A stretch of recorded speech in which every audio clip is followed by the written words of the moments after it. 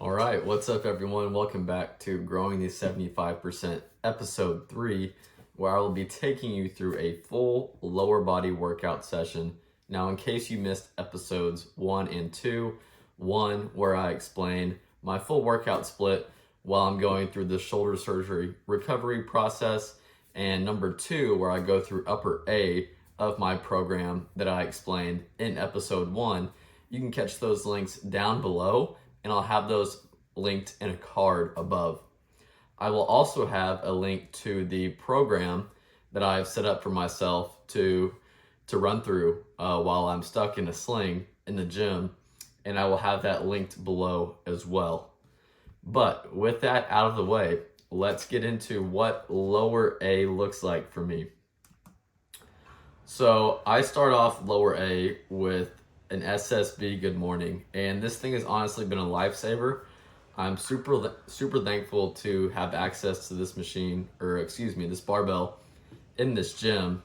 You can see it falls basically right where the sling is, and so I have to do very little movement at the shoulder, which is good from a pain standpoint, and also just kind of protecting the repair as it is in its most vulnerable stages right now. Now, the hip hinging variations, like the typical deadlift and any barbell rowing, are out of the equation for probably a few more months. So this is about the only spinal loading I get. And so I'm really using this as a way to kind of save the spinal erectors and posterior chain. And I like to superset things. I outlined that in episode 1, but this is supersetted with the SSB Good Morning. And you can see just a standard dumbbell hammer curl. I can snag a dumbbell, bring it over to the rack for me. After I catch my breath from doing the SSB Good Mornings, I'll hop over here, spam a few of those, just trying to maintain some size and strength on my right side. I figured I'd rather not have my whole upper body wither away, so I like to incorporate that when I can.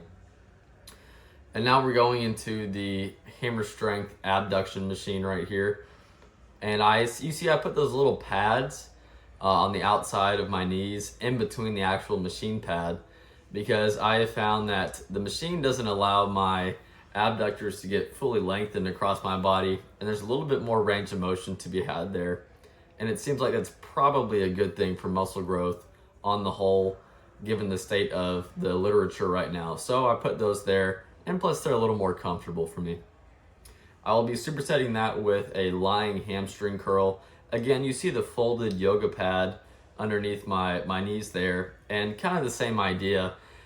Without that there, I can't quite get into full knee extension at the bottom.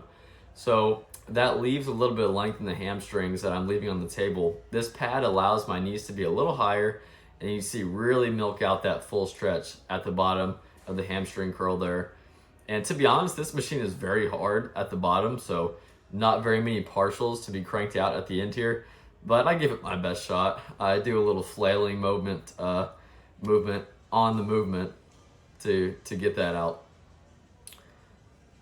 And you can see, actually, for whatever reason on this day, I forgot to bring my gym bag with me. I know, it's kind of like a sin. Like, how do you go to the gym without a gym bag? But normally I will wear some lifting shoes, some squat shoes, so shoes with a little bit of heel elevation on this hack squat, and that just allows me to get a little bit deeper without having to go up on my toes like you see me doing here. Again, going up on your toes is likely okay on a machine that's very stable like this, but ideally I would have those heel lifts there so I could push this a little harder. But you can see me really kind of gasping for breath there, and that foam roller between me and the shoulder pads is allowing me to get all the way into that deep stretch position. Otherwise the machine would bottom out too fast on me, and B, it's preventing the loading from going over my shoulder, which I found to be painful, and really it felt a little precarious. It felt like it was kind of pushing the shoulder out of socket in a way, so I decided to go with the pad and put the weight more on my mid traps. And I'm also doing those for 1.5 reps just to limit the load. Now, you see me doing some overhead tricep extensions on my right side. That was supersetted with the hack squats. Again, cranking out partials there. That one's just more of a for fun movement. I still want an arm pump even when I'm training legs, so I'll do that. And then I kind of tag on whatever I feel like at the end of my workouts. I'll go in between forearm work, ab work, neck work, calf work, and whatever I'm feeling like on that day, that's what I'll do. I found that realistically I could program them in as like a set in stone. I'm doing forearm curls on this day. I'm doing single leg calf raises on the next day. But I found that I really am not that adherent when it comes to that. And the only way I can kind of get hyped up and interested enough to do these exercises is if it's kind of spur of the moment. So whatever's available, I'll go and do. Today it was forearm curls. And you can see that I typically like to do these, I call these kind of arm wrestler style.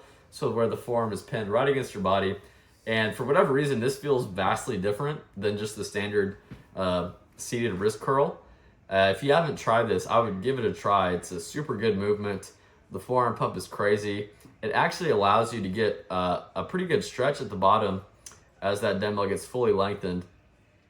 And I will be supersetting that with some of these reverse Nordic curls, or I like to call them Nordic leg extensions. Not the most aesthetically pleasing exercise, I'll admit, but it is really a killer for your quads. And this gym, the leg extensions are always taken or broken. So I really don't like to have to rely on having a leg extension because I'm not going to be able to get on one within the next 10-15 minutes, or it's going to be broken and I'm not going to be able to get on one until next week. So I like to throw these in there. They're super friendly on the shoulder, obviously. No axial loading, nothing going on there. And they're brutal. They hit the rec fem in the most lengthened position possible, which is basically the whole reason I'm doing these. And you see I take these pretty far. I like to do some partials at the end if I can. And that is the session. All right. Thank you so much for walking through lower A with me. If you have any questions, let me know in the comments. Feel free to check out that program I have linked down below and use it on your own. Even though it's sort of a shoulder rehab program, I think it's pretty effective for building muscle in general. And if you just train your left upper body instead of these single arm movements, I think you'll get something out of it. But with that said, guys, thank you so much for taking the time to watch this video today. And I look forward to seeing you in Growing the 75% episode 4. And remember, stay jacked.